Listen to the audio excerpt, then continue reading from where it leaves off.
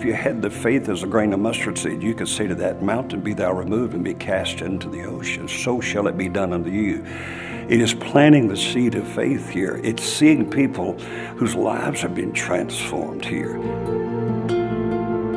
A lot of times people think that all we're doing is feeding people. No, we're changing lives. And so our main mission is to see lives changed. Offering a hand up, not a handout.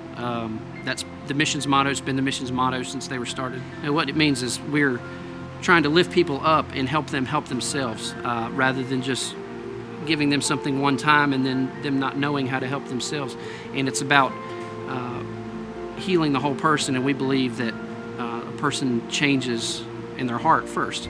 And so that means a relationship with Christ, a relationship with Jesus Christ. When people, they can have all the physical help, medical help, narcotic help in the world, but if they've decided in their heart they're not going to change, they're going to go right back to doing those things. We grew up poor, so we didn't have a lot, and a couple times we would go out, me and a couple other guys, after a long night, we didn't have no money or anything, we would go out and rob people. Hanging around a bunch of bikers and started doing drugs at early age, smoking cigarettes, drinking alcohol, very early age. And I thought it was great at the time. It was fun, but it ruined my life. So one thing about dope, it'll take you farther than you want to go and keep you longer than you want to stay. And that's what happened to me. And at that time, me and my brother went homeless with my dad. I got home one day and the locks were changed. And I went over, I looked over the balcony, and all of our stuff was sitting on the asphalt. And a lot of times in our churches and things, we sit in church and we're looking through our windows and we're looking at the pulpit and all the fancy furniture and all of that stuff. And we forget that there's people out there living in the woods right here in our town.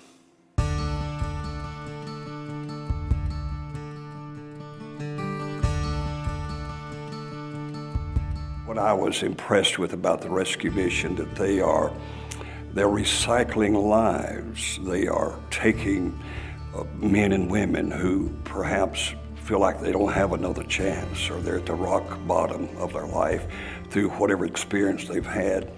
And the rescue mission has provided them hope, provided them with a place not only to stay, but a place to grow and regain their self-respect and regain a self-dignity again. As time progressed, after I figured out, that God has better things for me, I started wanting to help and talk to other people that come in and try to get them out of the streets mentally. I'm sober, but I'm still on cloud nine, if that makes any sense at all. I wonder how would it feel just to be a normal man again. And God has got me to that place, you know what I'm saying? And my kids, they respect me. They love me. I get to go to work every day. God's blessed me with a new job. I get to go to work around better people, a better environment, people at work that are really friendly. It makes work kind of fun.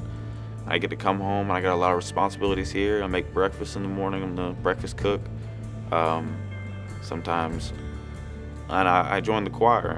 I'm in the Men on a Mission choir. I get to go around to different churches and testify what God has done for me, and the look in people's faces to tell them where I've been and how I've come so far, it puts a light in my eyes. A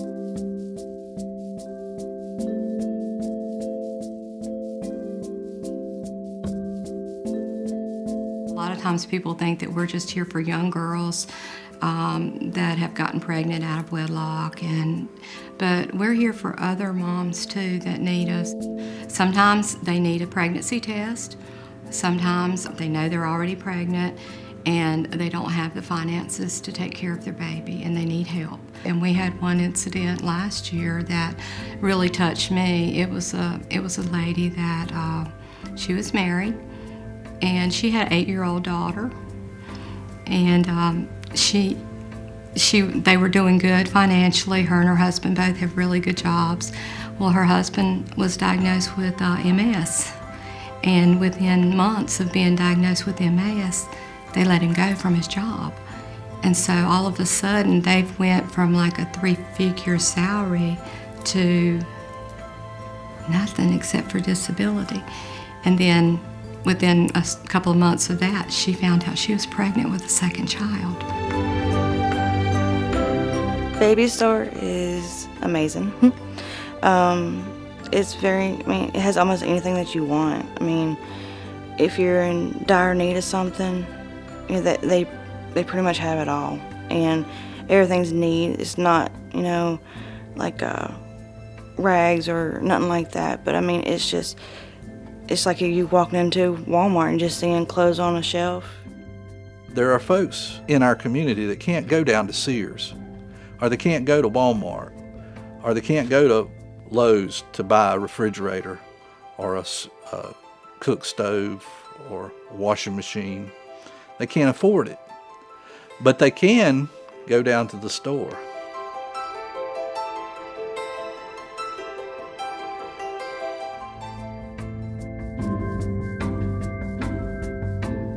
We have a new family shelter, and we are working to have that renovated and up and running where we can minister to families and not just individual men and women.